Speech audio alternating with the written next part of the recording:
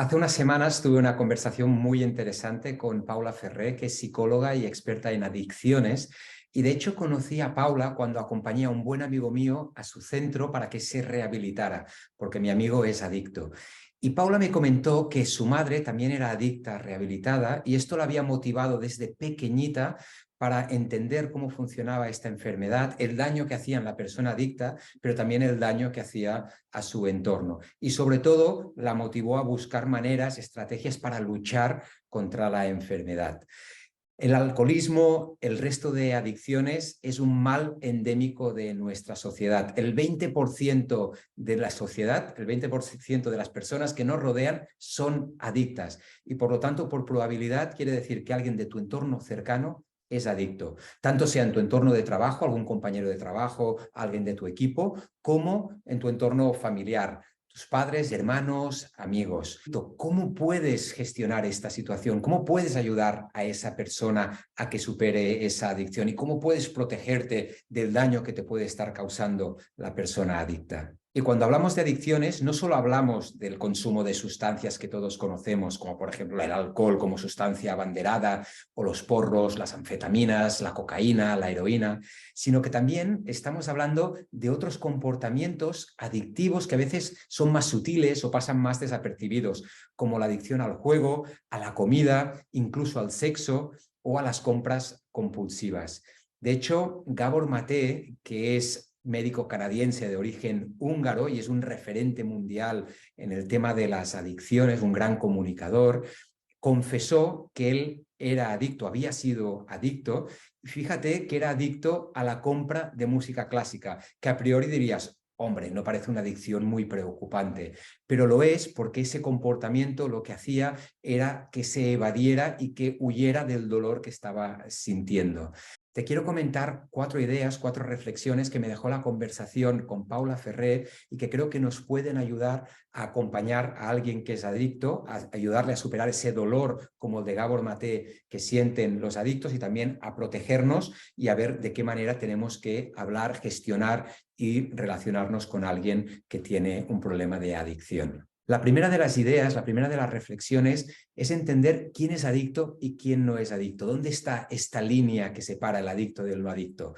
Porque hay personas, si cogemos el alcohol como ejemplo, que beben mucho, que incluso los fines de semana se emborrachan, pero no necesariamente son alcohólicas. En cambio, hay otras personas que beben menos cantidad y que sí que son alcohólicas.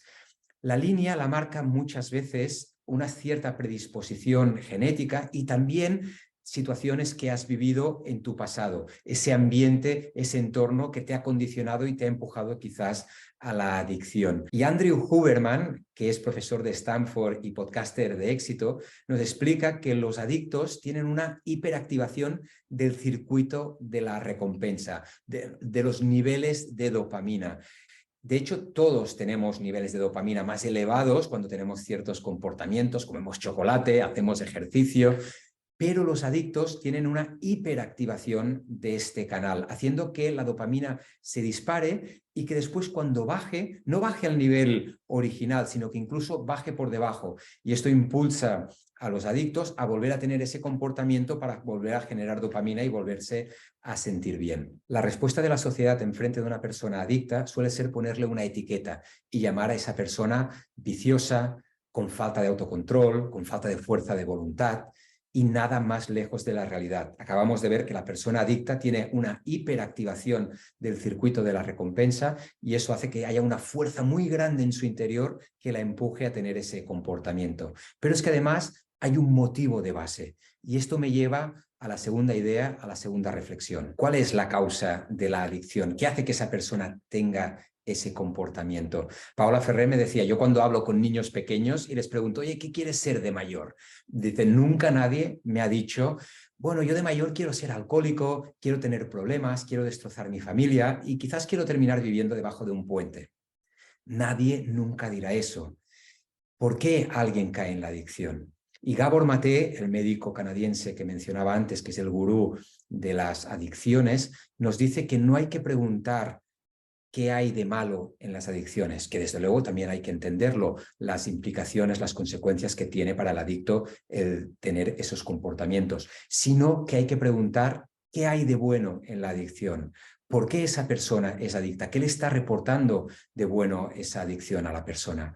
Detrás de toda adicción hay dolor y hay sufrimiento.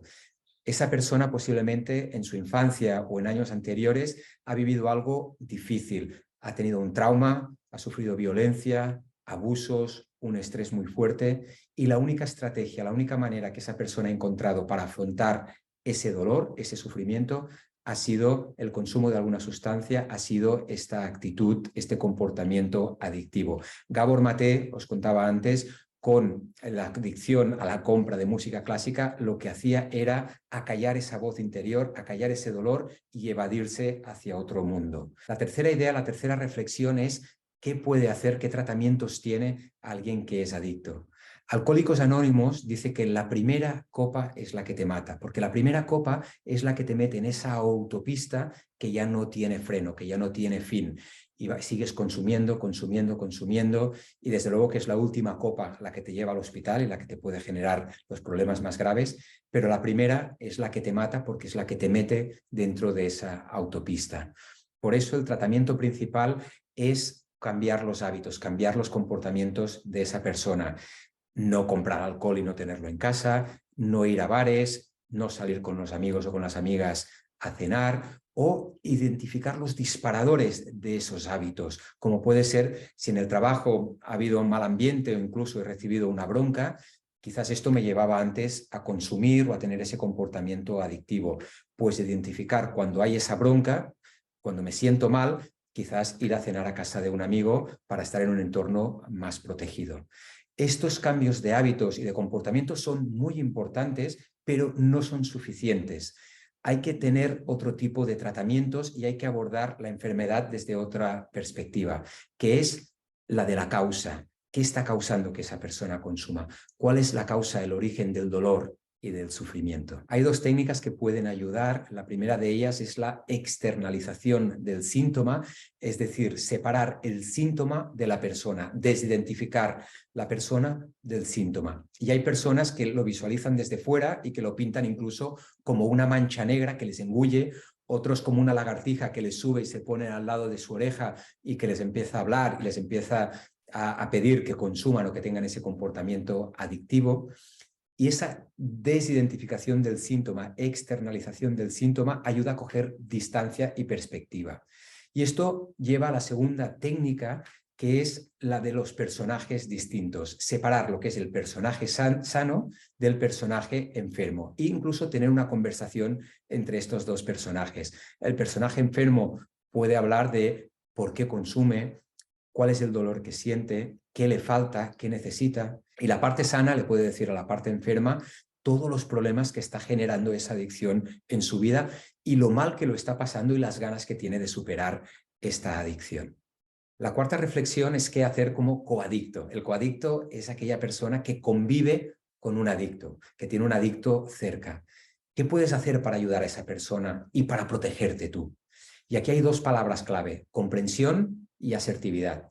Comprensión porque hay que mostrar al adicto que te preocupas por él de todo corazón, que quieres ayudarle, que entiendes que está sufriendo, tienes que darle la mano para acompañarle.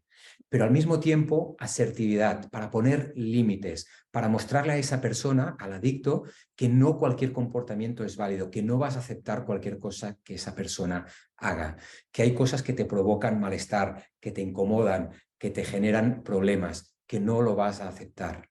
Y poner este límite va a permitir a la persona adicta a darse cuenta de que posiblemente necesita ayuda, de que está teniendo unos comportamientos que están haciendo mal a su entorno y a las personas que quiere.